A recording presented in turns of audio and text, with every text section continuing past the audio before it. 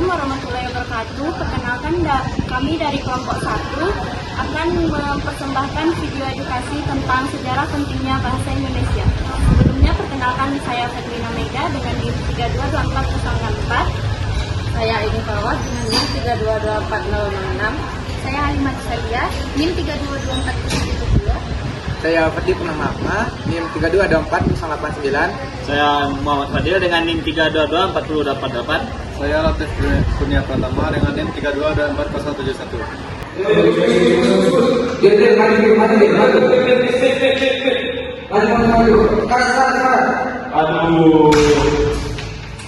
Hai teman-teman, hari ini kita presentasi bahasa Indonesia kan siap semua? Siap dong, aku bagian sejarahnya. Yang mulai sekarang.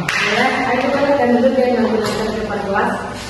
Bahasa Indonesia berasal dari bahasa Melayu loh, dipilih sebagai bahasa persatuan karena telah digunakan luas sejak awal zaman kerajaan Majapahit dan Sriwijaya.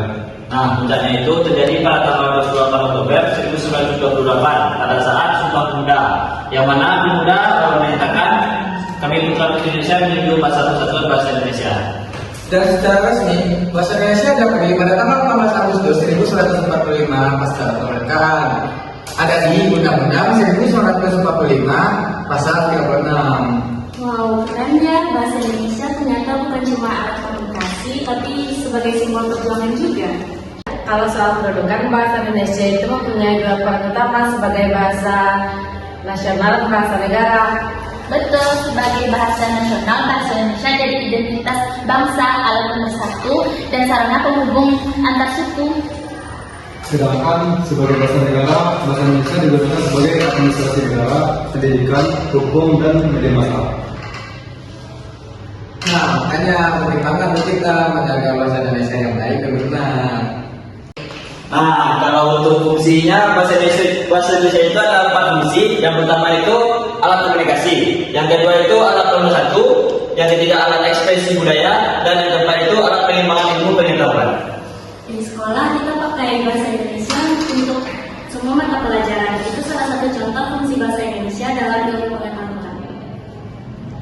Dan jangan lupa lewat sastra, puisi, lagu bahasa Indonesia itu juga punya ekspresi budaya.